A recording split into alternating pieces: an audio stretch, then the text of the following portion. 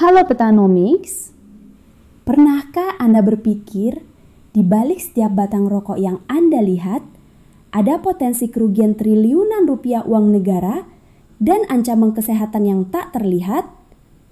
Ya, kita sedang bicara tentang rokok ilegal di Indonesia. Ini bukan sekadar masalah kecil.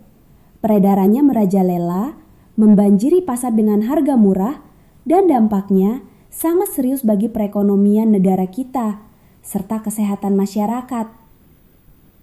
Di video ini, kita akan bedah tuntas berapa besar kerugian negara, bagaimana rokok ilegal menggerogoti industri resmi, dan apa saja upaya pemerintah untuk memberantasnya. Mari kita mulai. Pertama, mari kita definisikan dulu, apa itu rokok ilegal? Sederhananya, ini adalah rokok yang diedarkan tanpa membayar cukai atau menggunakan pita cukai palsu, bekas, bahkan tidak sesuai peruntukan. Intinya, mereka tak patuh hukum dan tak bayar pajak. Nah, sekarang soal angkanya. Ini yang bikin geleng-geleng kepala. Data terbaru hingga Mei 2024 menunjukkan kerugian negara akibat rokok ilegal mencapai 5,5 miliar rupiah. Tapi tunggu dulu, itu baru sebagian kecil.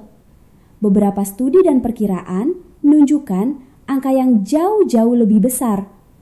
Ada yang menyebut potensi kerugian negara mencapai 97,81 triliun rupiah per tahun, didominasi oleh rokok polos tanpa cukai. Sumber lain mengestimasi kerugian 28,6 triliun rupiah per tahun dari sekitar 22 miliar batang rokok ilegal yang beredar. Bahkan, pada tahun 2021 saja, kerugiannya mencapai 53,18 triliun rupiah. Mungkin Anda bertanya, kenapa angkanya berbeda-beda? Ini karena metode survei dan cakupan datanya bisa beragam. Tapi satu hal yang pasti, kerugiannya sangat masif, mencapai triliunan rupiah setiap tahun. Bayangkan, uang sebanyak itu seharusnya bisa masuk ke kas negara sebagai penerimaan cukai, lalu digunakan untuk membangun infrastruktur, meningkatkan kualitas pendidikan, atau membiayai program kesehatan masyarakat. Hilangnya pendapatan ini jelas menghambat kemajuan bangsa.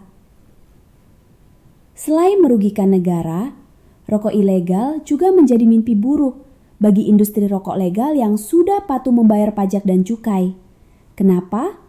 Karena mereka menciptakan persaingan yang tidak sehat. Rokok ilegal dijual dengan harga yang sangat-sangat murah. Bayangkan, satu bungkus isi 20 batang bisa dijual hanya seharga 15.000, bahkan ada yang lebih murah. Ini karena mereka tidak perlu membayar cukai dan pajak yang dibebankan pada rokok legal. Akibatnya, banyak konsumen, terutama dari kalangan menengah ke bawah atau perokok pemula, beralih ke rokok ilegal yang lebih terjangkau. Dampak paling terasa, penurunan produksi rokok legal. Kebijakan kenaikan tarif cukai rokok yang lumayan tinggi dalam beberapa tahun terakhir, meskipun bertujuan baik untuk kesehatan, secara tidak langsung ikut mendorong pergeseran konsumen ke rokok ilegal.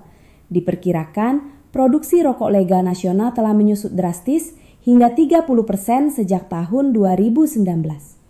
Jika produksi terus menurun, ancaman pemutusan hubungan kerja atau PHK menjadi nyata. Ini bisa menimpa jutaan pekerja di seluruh rantai industri hasil tembakau, mulai dari petani tembakau, petani cengkeh, hingga buruh pabrik yang menggantungkan hidupnya pada sektor ini. Selain itu, rokok ilegal juga seringkali tak memenuhi standar kualitas dan keamanan menggunakan bahan baku tak jelas, yang tentu saja berisiko bagi kesehatan konsumen. Melihat dampak yang begitu besar, pemerintah tentu tak tinggal diam. Berbagai upaya telah dan terus dilakukan untuk memerangi peredaran rokok ilegal. Salah satunya adalah penindakan dan pengawasan intensif. Bea Cukai sebagai garda terdepan secara rutin menggelar operasi gempur rokok ilegal. Contohnya, Operasi Gurita yang pada Juli 2025 saja sudah menindak ribuan kasus dan menyita ratusan juta batang rokok ilegal. Mereka juga membentuk satuan tugas pencegahan dan penindakan barang kena cukai ilegal, bersinergi dengan TNI, Polri, dan pemerintah daerah. Barang bukti hasil sitaan ini kemudian dimusnahkan secara berkala sebagai wujud komitmen memberantas peredarannya.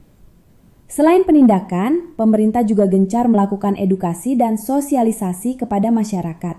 Mereka ingin meningkatkan kesadaran publik akan bahaya rokok ilegal dan mengajak kita semua untuk menolak peredarannya.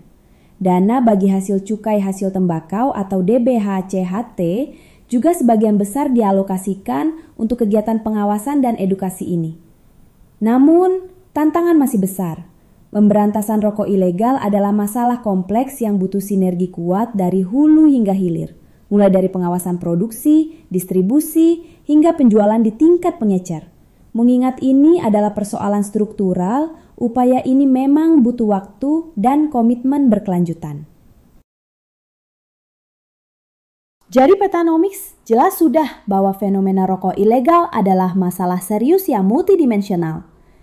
Ia tidak hanya menggerogoti triliunan rupiah potensi pendapatan negara yang seharusnya bisa untuk pembangunan, tetapi juga menciptakan persaingan tidak sehat bagi industri legal, mengancam lapangan kerja dan membahayakan kesehatan masyarakat dengan produk yang tidak terjamin mutunya. Pemerintah terus berupaya keras, tapi perang melawan rokok ilegal adalah tanggung jawab kita bersama. Mari dukung industri yang sehat, penerimaan negara yang optimal dan kesehatan masyarakat. Jangan membeli rokok ilegal dan laporkan jika Anda menemukan peredarannya. Bagaimana menurut Anda? Apakah upaya pemerintah sudah cukup efektif? Tuliskan pendapat Anda di kolom komentar di bawah. Jangan lupa untuk like, komen, dan subscribe channel Pekanomics untuk analisis ekonomi lainnya yang lebih mendalam. Sampai jumpa di video selanjutnya.